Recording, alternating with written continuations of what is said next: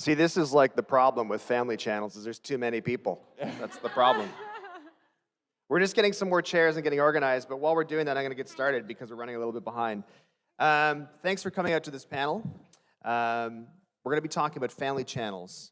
And one of the interesting things to me is having my own family, having a family on its own. First of all, I'm Stuart Reynolds, Brittle Star Online. Go follow me before you follow anybody else on the stage. One of the interesting things to me is having a family. It's difficult enough to have a family and do all the stuff you do as a family and the dynamic and the day-to-day stuff you go through, and then making that decision to say, okay, well now I'm going to film it and let everyone else see how horrible this is, or great. Maybe it's just me that's horrible, I'm not sure. So that's fascinating for me, and we have some amazing family channel creators up here, and I'm sure you recognize some faces. And while we're doing, we'll just kind of do a slow intro, so don't worry, we'll get you guys in the back. But what we'll do is just sort of initially start by going down the road and introduce who you are and what you do and that type of thing. Go right ahead. Hello, everybody. How's everybody doing today?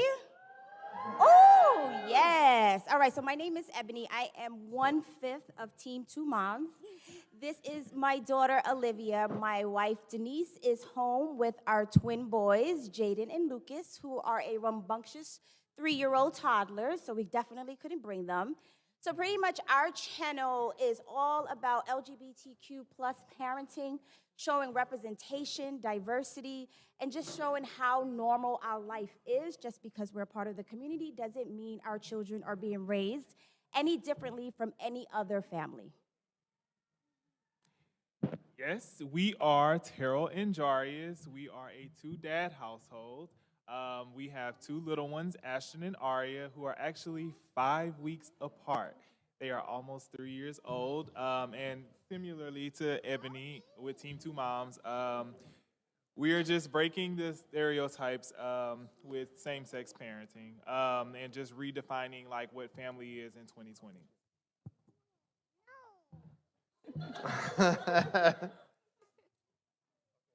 Karen, do you want to go next and let us know who you are and what you do? Oh, okay. Oopsies. Try to. Say hi. Hi. Wait, what am I saying right now? I'm sorry. Just a little introduction of who you are and what you do. Our channel's KK Baby J. We started like 4 or 5 years ago. Do you want to say what's your name? Jack. Okay, and what's your name? Nene. Nene. Nene. Nene. Okay. All right. Okay. That's enough. Qua, you want to talk? Okay. Oh, okay. Well, anyways, we're KK Baby J. That's it. Okay. No more. We are the Davises. We started about 4 years ago, and the inspiration came from our children. Kayla? I don't know. Kayla really wanted to do YouTube, and I know a lot of you probably have children that have said the same thing. Please, can I do a YouTube channel? So we kind of band together and decided to experiment with it. It ended up taking off. By the way, my husband Sean is a big part of this, and Tyler. And we just introduced Kayla. I'm Connie. And yeah, it's been a great adventure. So here we are, and we're excited to be here. Thanks, everybody, for coming. We are the Bounder family. That's Jacob, Bailey, Parker. I'm Chris, Jessica, and Luke are back here, and Duncan's up in the hotel room taking a nap. So we do YouTube and Instagram and Twitter and Twitch. We do all the things, but we just do like family content where we're doing fun travel stuff and advice and cooking and all sorts of stuff. So we have a lot of fun with it. So a question I want to ask to the panel, first of all, actually I want to find out who here already does family channel vlogging or that type of thing. Anyone, any content creators here? Awesome. Who's interested in getting into it? Anyone? Who's just fans of the people on the stage? There we go, okay, good. One of the interesting things for me is I want to find out what was the tipping point for you guys, and anyone can jump in at point here, for deciding, okay, let's start filming this stuff. Let's start posting and sharing our family life with the world. What was that point where you thought to yourself, okay, this is not just a home movie. Now it's going to be content. It's going to be something that's out there. What was that turning point for you guys? Anyone? I think for us and our family, that tipping point was when we uploaded our first video. It was just meant to be our only video. But the comment section was very saturated with people very curious on how we had our daughter. That's who we had at the time. And then that made us realize, like, wow, people really don't know how people within the LGBTQ plus community can start a family and have children. So that was definitely the tipping point for us where we realized we need to upload more content and more information. We thought it was easier to do that than make a baby book. So, no, I'm just kidding. Very similar to Ebony. We started on YouTube and sharing our family just for knowledge purposes because we didn't see anyone that looked like us and families that looked like us that were represented on YouTube and social media. So we started our channel to kind of fill that void. And let's just face it, kids just do some funny stuff. Like, you know, you just can't help but just put them on and just let them like be little stars. So it was easy. I guess for us, I got pregnant pretty young, so I was Googling everything, because that's what you do when you don't know what the fuck is going on. So I was Googling everything, like, why do I feel this way? And then YouTube videos started popping up, so I was like, hey, I could do that. That's cool. And I was like, that's such a great, like, memory to have, like, all the, like, belly progression videos. That's what, I spent, like, hours watching belly progression videos. Like, I don't know what was wrong with me. And I was like, I want to do this. This is cool. I'm bored at home. I'm not working right now. Like, so I just started posting, and then it just kind of grew from there. And I'd never expected it to, but it did. So. For us, I had friends that had done it, and I was just inspired by them. So I started my own personal channel, and then with the help of my mom, we started the main channel, and she kind of took over from there. And yeah, it was just really fun. So that's how we started. Yeah, we loved the feedback. It was an amazing experience, beyond our wildest dreams, you know, and it's just been an adventure ever since. So we're real thankful. Chris? We started off making completely different kinds of videos. It was mostly magic videos. 'Cause I was a professional magician. And my sister had done some vlogging. Colleen would vlog our family, and people were curious about us and wanted to know more about us. And I think it just sort of developed into what it is now, gradually. And now we're just like sharing our family and talking about issues and things on our channel. What do you guys get out of, like it seems like there's like almost like a service aspect that you're providing by sort of sharing this stuff to sort of make other people realize, you know, we're going through the same stuff, or you can kind of, people are out there looking for people who are going through the same things they're going through. Is that a huge motivating factor for some of you to like create your content and putting it out there? Like, I'm going to be able to help someone do something more than entertainment?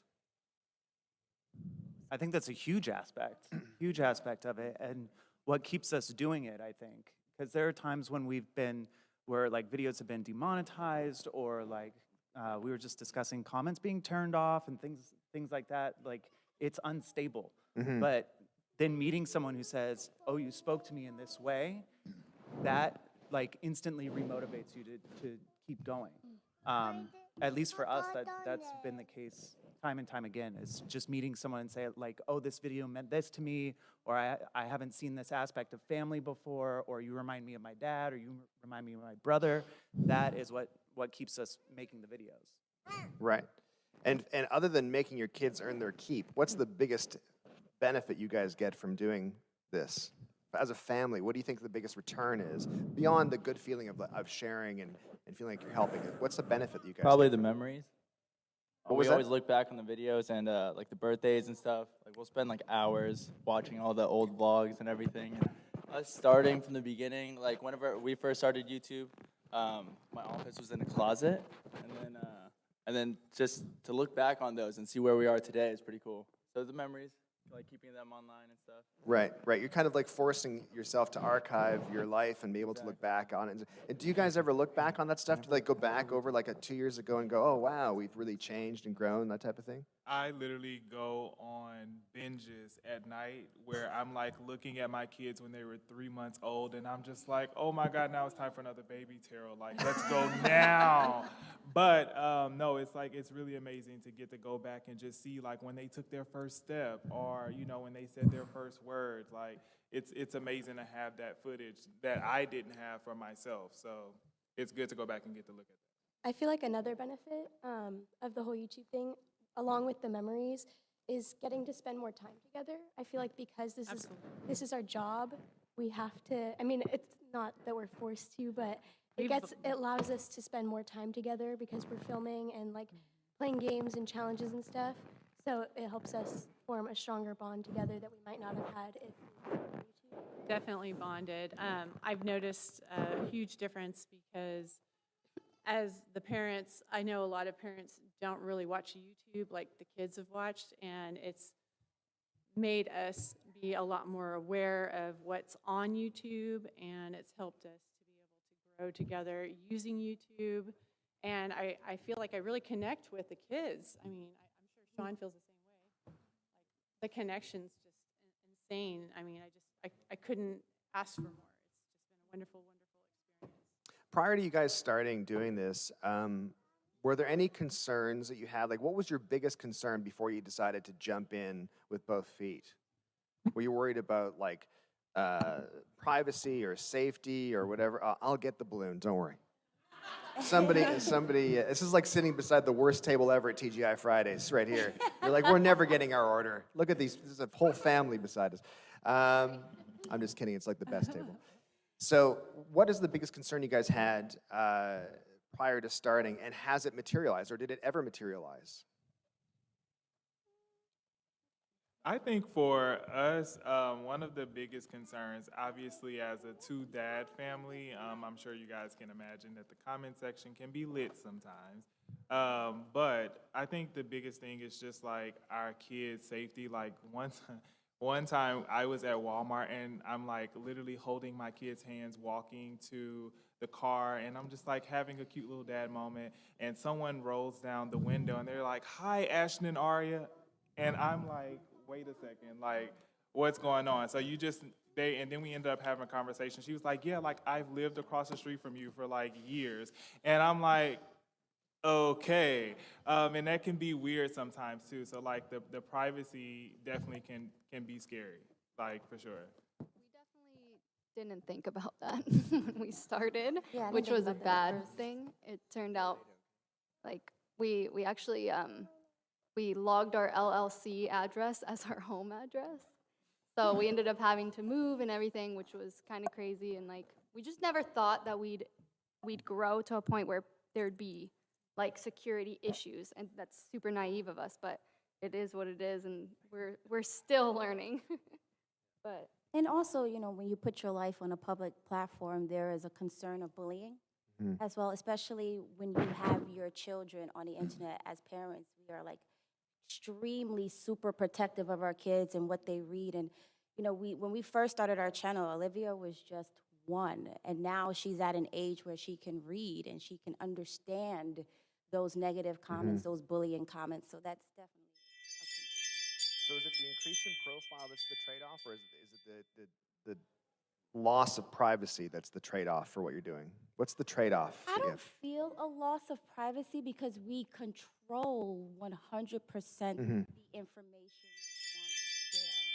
And we have a great system on knowing when to cut the camera off so that we maintain, whether it's certain aspects of me and my wife's relationship or things that our children are going through, we retain those moments for ourselves, is where we keep the balance of privacy. Which brings me to the next question, and what have you guys set out rules? Like, how did you set out those rules? Did you sort of go into it going, we're not going to ever do this, we're not going to ever do this, we're not going to film that part?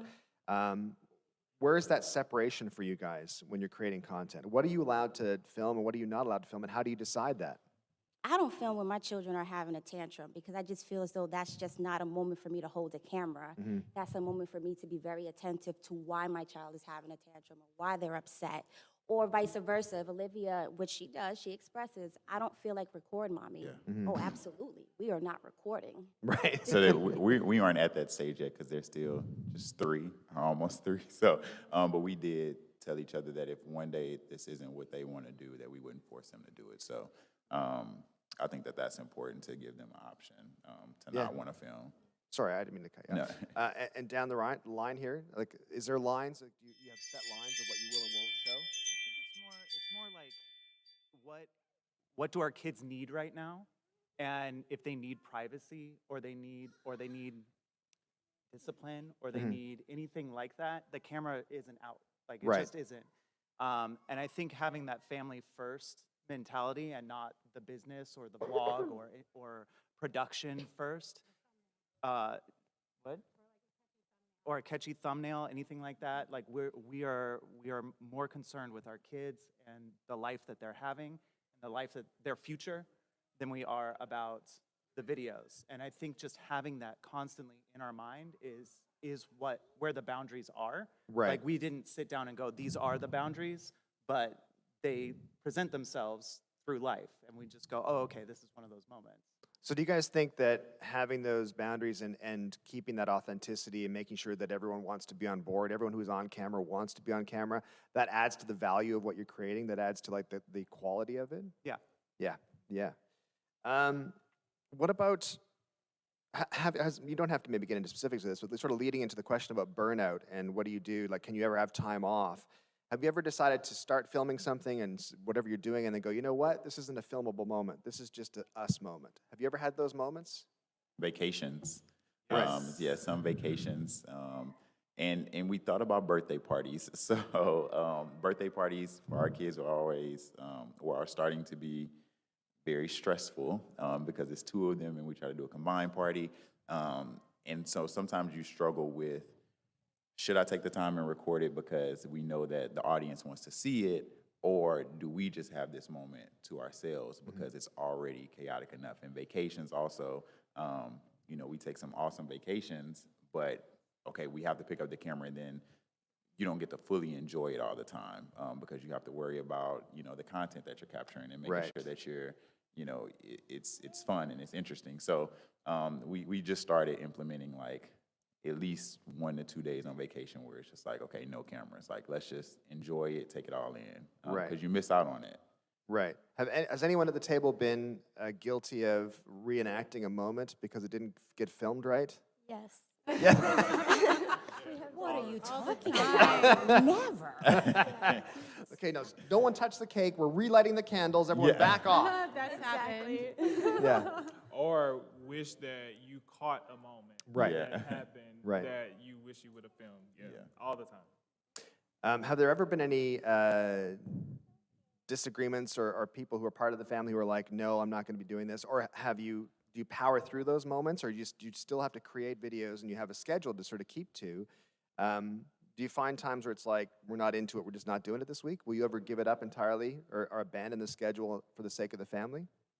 Well, like, sometimes something that we're recording might be embarrassing for us, so we're like, I'm not really comfortable with filming this, and it's like, it's just sometimes we just don't want to film something, even if we have to. It's just like, it's just not, we don't get the same reaction with it. Right. If it's staged or real.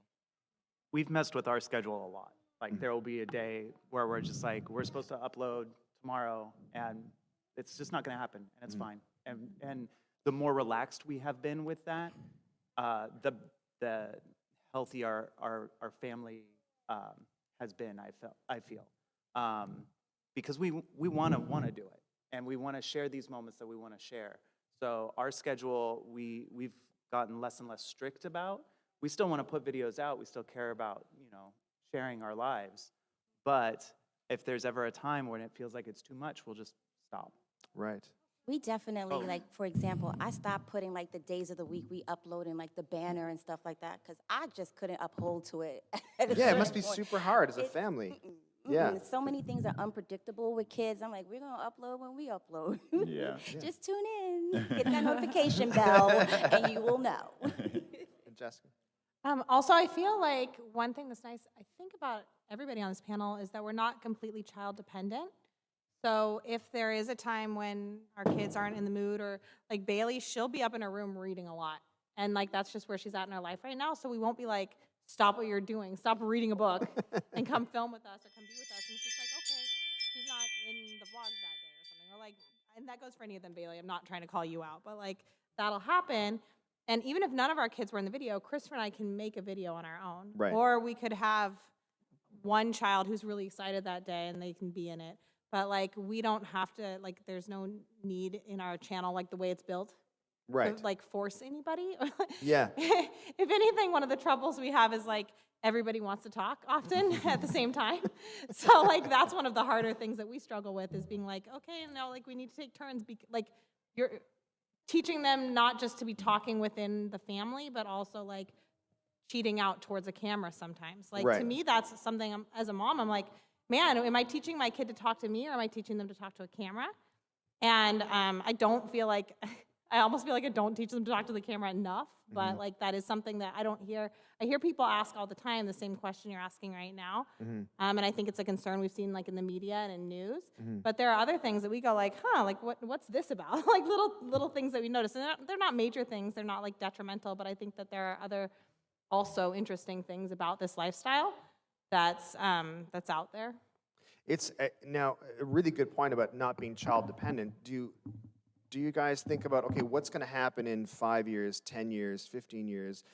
Like, do you plan that far out, or are you just kind of like going to see what happens next year and continue from there? Or So as everyone knows, YouTube is not forever, so you got to be sustainable. And exactly what she said, we're not child dependent all the time. And one of the funniest comments we always get whenever like Landon's not in the vlog is, "You guys don't like Landon. You guys hate your middle child."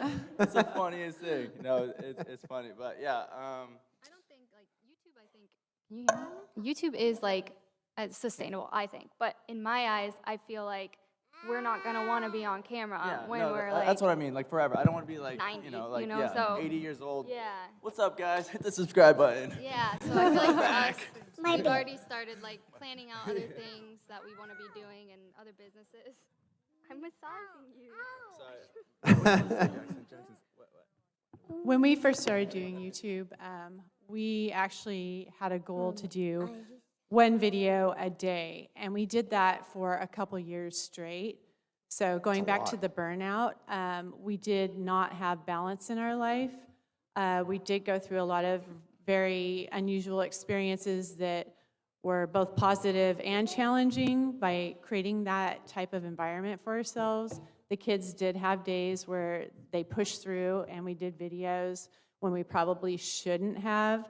And then that propelled us to reevaluate how we are doing YouTube, and we started scaling back. Yeah, 'cause doing daily videos also makes it hard, because you have to find the balance between doing YouTube and having that life, but then I also wanted to be like normal, I guess, I don't know, and like have friends at school and like, I don't know, have that life as well. So doing daily videos made it so that I wasn't able to hang out with friends like as much as I wanted to. So now that we're doing less and scaling back on videoing, I am able to have a balance of both lives, and I like that. So. And it creates a better quality video when we have the time to take that break and step back and experience like other things in life, and then it brings more to the table when we're actually videoing again, because once you get caught up into trying to keep up with algorithms and the trends, you're pushing yourself to do a lot of content that maybe that wasn't really something that you were inspired so much to do, but you were trying to keep up with everybody. And since then, we just pretty much scaled all the way back, and now we're doing content that we want to do again. And yeah, maybe that isn't going to be the trending video of the day or whatever, but it's exciting and it's still fun that way, and we enjoy YouTube. So a big part of, as a content creator myself, a big part of my work is branded content. Do you think as family channels you have to be extra special careful about the brands that you're aligning with? I mean, the answer is obviously kind of yes, but what are the considerations for you when you're working with brands? So I was just going to say, Joyce and I very recently just started sharing a different part of our journey, mainly with like marriage and just kind of like what it's like being two dads and being together for so long. And in the back of our heads the entire time before we did it was always just about brands and how our brand's gonna connect with it, because being a family channel, I think that we are able to reach a lot of audiences. You know, you can pretty much put us in anything being a family, all the way from, you know, a Disney or, you know, to just something independent that we like fashion. So, you know, we go across all different spectrums, but it's always nerve-wracking if a brand is gonna connect with you being authentic and you sharing certain parts of yourself, if they're gonna see like, oh, like that's risky or that doesn't really align. So it's definitely a little bit of pressure whenever you have something that you really wanna say on your platform, and share certain content, if a brand is gonna relate to it or understand that you're using your platform to speak about something that you're Right. passionate about. Right. And for us also, when we work with a brand, I'm sure this is similar for your family too, we like to make sure that the brand is genuinely and authentically supportive of the LGBTQ plus community, hasn't been in media for any type of homophobic type of transaction or anything like that, and that they're not only working with us, let's say in the month of June, which is known as Pride Month, that they are continuously supporting and the LGBTQ plus community. So it feels like when you're making these decisions, you want it to be a partnership with a brand that's very true to your audience, your relationship with your audience, regardless of where you are. I just want to open up to, we're pretty tight on time, so I want to have a couple of questions. If you have any questions, and then we'll have another little end thought here from you guys. Anyone have any questions in the audience? Right there. If you could collab with any YouTuber, who would it be? JoJo Siwa and Miranda Sings. Nice. I would want to collab with Haley Pham because I really am inspired by the kind of content that she's putting out, and she's not following trends just because they're trending, and she's trying to make content that is original for her fan base. I always thought when we first started Roman Atwood, I thought it was like the coolest guy in the world. I thought it would be so much fun to like do something with him, but you know, unfortunately, we never got a chance to meet him. But You never know. you never know, I guess. Yeah. Jackson He's wants still to out there. say it. Don't be And scared. also my family. Click the bell. He likes Stephen Sharer. I don't know. That's like his favorite YouTuber ever. My favorite YouTuber. Yeah. I don't know. I wouldn't necessarily say we have a specific YouTube. I actually would want to do a family swap, to be honest, with someone with just like a bunch of kids, and just to that's see a- how yeah. it goes. Yeah. Yeah. That would be entertaining. Yeah. Yeah. Got it. We'll see her this Saturday, so I'll tell her. Any other questions? I can see that there. No? If you guys could just have two things. One, what's something that people you don't think people know about you, even though they watch you, because there's hundreds of thousands, millions of people see the stuff that you're doing as a family. What's something that you think, you know what, people don't understand this about us, or maybe they're not getting this across? Is there anything like that for you guys, or do you feel you kind of left it all out there? I feel like personally, I don't know about as a channel, but for me, people don't realize how shy I actually am, because it's a lot easier to be so extroverted on camera when there aren't actual people that I don't know around me. But when I'm like at places like this or like at school, I'm not as like crazy and like excited, and I'm more like closed off. And I'm trying to be more open, but it's really like hard for me. So I'll get that a lot in places like school. People will tell me, you're so different on camera than you are in person. And that's just because I'm actually really shy. So. And what's one piece of advice you would give to people who would like to start, the people who are interested in starting family vlogging, a family channel? Just pick one thing they should know before they start. I think that you should just not give a crap. Sorry, there's little kids' ears in here. I'd say a different word.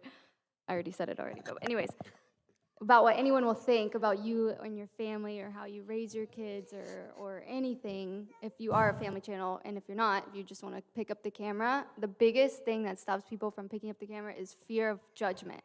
And don't care. Like, who cares? Like, it's not, like, whenever I first started my channel, I made a separate Instagram. I was so terrified of anyone that I knew finding out.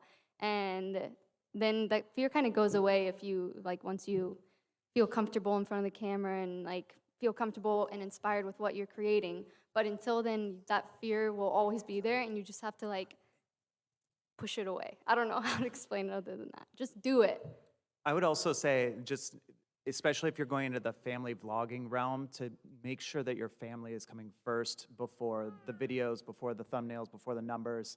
Your family is if your YouTube thing doesn't work out, your family's still gonna be there, and you wanna have that healthy relationship. And I think Jacob wanted to say something also, so hold on just a second. And me. Oh, okay. It was about a different question. Okay, go ahead, real quick. Probably I'd do, what was the first question A again? collab. A collab, yeah, with Tim Tracker. Okay. Cool. Who's Tim Tracker? You met him the other day. Who's Tim Tracker? My advice to any one of you guys that are looking to start a family channel is just to understand that every single person in your family is unique in itself, and there's no other family that's like yours. And I think that when you realize that, whether it's 1 million subscribers or whether it's 50, like, you're gonna find people that's gonna connect with you, and you're gonna find people that probably are just like you in a sense as well, and that's gonna find, like, joy in watching you. So just do it if you have that passion to start it, and just keep the authenticity about it with just wanting to share, like, funny moments with your family. He says that now, but I had to convince him to make this channel. So he was like, people aren't gonna think that we're interesting enough. Why would we do this? So I'm glad that he can say that now. It was really because I was too booked to do it. I would say something that would be really important as well too is do what you want to do, right? What makes you happy, what motivates you, what inspires you, right? Don't necessarily worry about what you think other people may want to see of you, because that doesn't really, in the end, doesn't really matter. So just stay true to, like, who you are and what makes you happy, and do your best to put it out there. You'll enjoy the experience so much more. Yeah, and to caveat off of that, because that's great advice, don't let the numbers be your motivation or be your validation for your success. You are already successful in the fact that you are sharing something that you want to share the way you want to share it, and it should make you feel happy and feel good about yourself. I just want to thank all the panelists so much for coming up and sharing this stuff with us. And it makes me feel really, really good about having an 18 and a 21-year-old. Thank you so much. Thank you. Bye. Wait. Thank you. Yeah, bye. Thanks so much for coming out, guys. I really appreciate it. Thank you very much. Bye. Oh. Thank you. Bye. Bye. Thank you for coming. Bye.